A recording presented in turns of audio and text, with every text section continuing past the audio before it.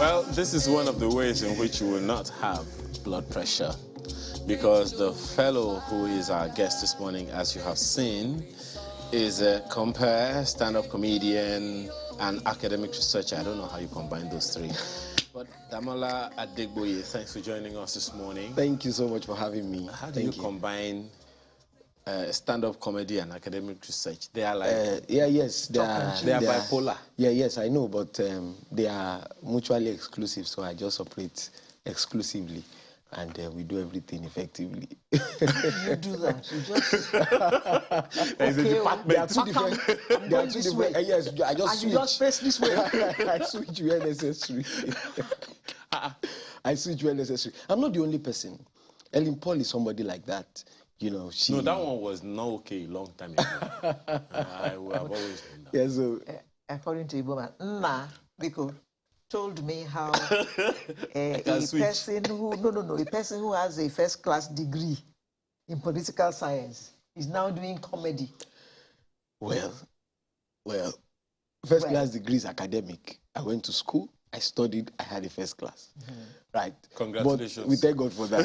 That was 10 years ago. None of those multinationals snapped you up? Well, I lectured in the university for 6 years, and I decided to, you know, stop for a while to focus on what I really enjoy, which is stand-up comedy.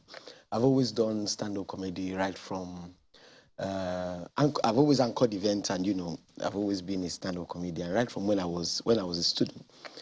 You know, doing small shows in school here and there, and immediately I graduated. And making small change. It's making small change. You know, all those come and help us anchor our departmental dinner. They pay me 1.5 or 1.2. You know? And it was very encouraging for me then, because you know, you see 1.5 from economics department, you see 2.5 from another department. Some will pay deposit of 500 naira, and then I get the balance after the show, maybe of 1,000. You know, it was fun for me. But while I was doing all that, I was still studying in school, and eventually I graduated. So immediately I graduated, I started. You know, I found mentorship, and I was put through on the journey, and you know, I started anchoring events, doing comedy. Then maybe 4 years into that, or 3 years into that, I got the offer to lecture in the university where I graduated from. And I did that for 6 years, and, you know. Wait. When I just felt... That's a long time. Yeah, yes. When I just felt it was time to... Wait.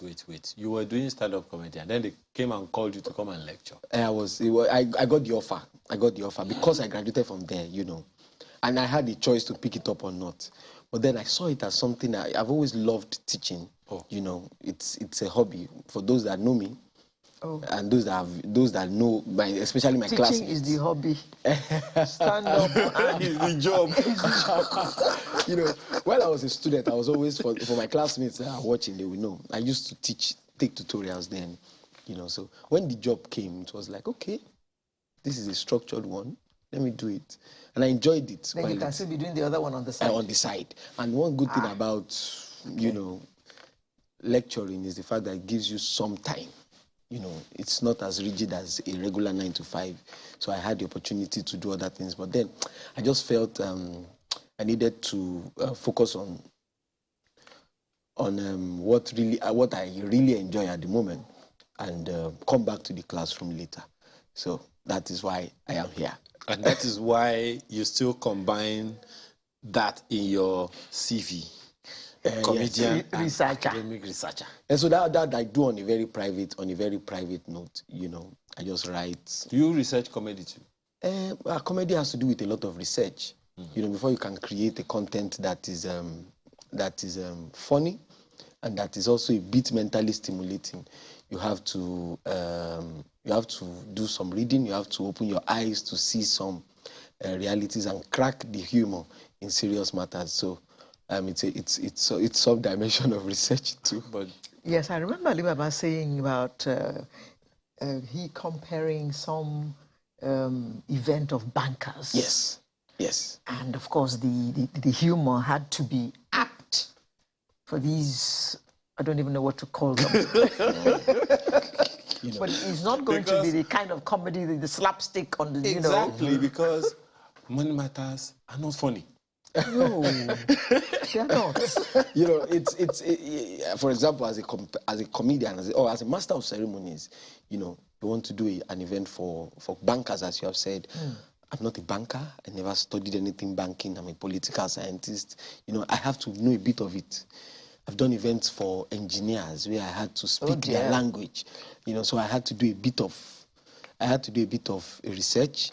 You know, I've done events for doctors where the last time I had contact with science was in GSS3, integrated science, you know, or maybe no, okay, biology in SS3, and then you know I had to check one or two things and then just act like you really know. You had to drum up. Exactly, you know, act like just speak some of their terminology so that they know that you are in sync with what you are doing. So it is then that people used to assume that being a compere or being a comedian does not require some level of intellectual expertise. You have to. With the level it has gotten to, with the kind of foundation that people like Alibaba have created, you have to be very proficient in certain areas, and it will help you in your delivery capacity when you are. Let me ask you this. Job. Yes. You left university teaching. Yes. To go into this. Yes. How fulfilling has it been in terms of? Well, I have to be careful here, but then beyond money, yes, the business of entertainment is quite financially rewarding. It is actually, and I wouldn't say I left the academics because of money, but then I just felt I could do so much more. I did not say that. Yes, ma'am. I know. I am just asking. Okay, whether it's been fulfilling for you. Very, very fulfilling. That. Very, very fulfilling. Very, very fulfilling. I don't have any regrets. iota of regrets for the decision I took. It's fulfilling, and I'm enjoying the job. Okay. Good job. We will try not to put you in trouble. Thank you very much. You've had opportunities on what you call big platforms like Alibaba, January 1st concert, Lagos Laughs, AY Live. Yes. What would you say was the most challenging of them for you, and why? And this is a hard one. Every opportunity I have to speak in any event, no matter how big or small it is, I see it as a new challenge and as a new terrain, and I handle each of them almost the same way, because I feel that I'm speaking with people that are listening to me, and I have to be at the top of my game anywhere, no matter how big or how small it is. Okay, Alibaba January 1st, for example, the first time I ever had the opportunity to be on it was his first edition. I did not come prepared. If you check online and you watch my first performance, I was wearing one, all this lace, this perforated lace, this all this blue lace like that. So I was not prepared. Omo Baba just said, Alibaba, this guy is funny. Let him come up. And I was like, oh yeah, that's true. And then I came up and I saw people, and I was like, okay, now it has happened here live and direct. And so I just did my joke. I did it quickly. It was funny, and I walked away. And I was like, oh my God. What did you? Which of the jokes was it? Can I remember? Can I remember? Okay, I think I can. I talked about the fact that women are powerful. Women are very powerful people. I talked about the fact that if as a man you just bought a car, you just bought a brand new car, and so you're driving in traffic, somebody hits the car from behind. Naturally, as a man, you come out and you react because the person that hits you is a man like yourself. But let's assume you're driving that same car as you're cruising and driving quietly in traffic. Suddenly, you heard Bosa from behind. Then you came out to react. And you're like, what's this? A beautiful lady just comes out of the car that hits you, and she's like, oh my God, I'm sorry. As a man, you just say, no. It can happen to anybody. It's all right. It's one of those things. I'll fix it. My insurance company, I have full insurance. So I'll fix it. That was the joke I did. Immediately I did that joke, I just ran off the stage because, I was just passing by. They just say, Damola, come. So it was, and so when I was on that stage, I saw everybody. Okay. Yes, and that was in 2014 or so. the first edition. Is it 14 or 15? I can't remember. But then that was That is a classic case of being railroaded. And so, what kind of feedback did you get, even from Alibaba himself? It was good. But I give God thanks. I've been on all the editions of January 1st since it started, and I don't take that privilege for granted. Okay. You know, anytime he calls me, I'm always very... You had your first show? Yes, I did. Last month? Yes, I did. At the I haven't even asked the question yet, and you are grinning from ear to ear. That is testimony laugh. Thank you. So I've got my answer. Oh, yes. Okay, so how was it? Well, well, that was my first. You know, I started this professionally in 2012, professionally, even though I've been doing it informally for years. 10 years ago. You know, so, Damola, do your show. I've been postponing it. Why? Postponing it because of maybe fear of... apprehension. Will the people come? Will people come? Am I good enough? Do they know me enough to come for my show? Yeah. Am I that popular? Do I have that level of comedy stamina to remain on stage for a very long time? You know, I asked myself all those questions, and then I was just telling people, don't worry, it is not a time. Don't worry, I'll do it sometime. Don't worry. And so I wanted to do it in 2019, but then, because that was the year I got married, so I just, let that go. 2020. So that's the honeymoon year. 2020, COVID happened.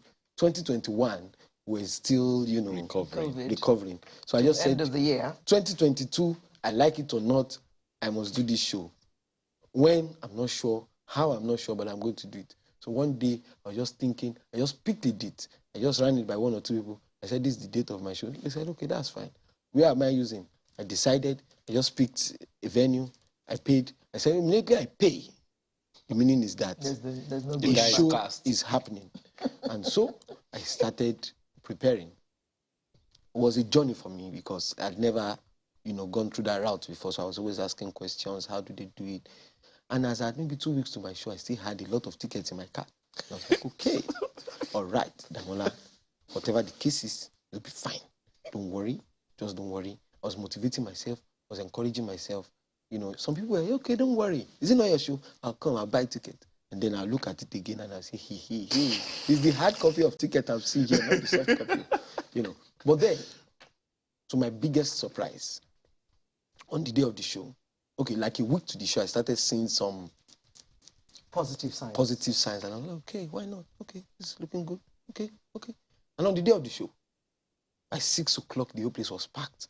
I was humbled in my mind, and I was encouraged, but I was also scared that, hey, okay, that people have come to see you live on stage. Don't disappoint. The meaning is that, Damola, I wish you success. I was telling myself all that, because people actually came to say, okay. In my mind, I knew that I had three sets of people in the hall in my head. The first set of people were the people that loved me genuinely and I wanted to come and laugh.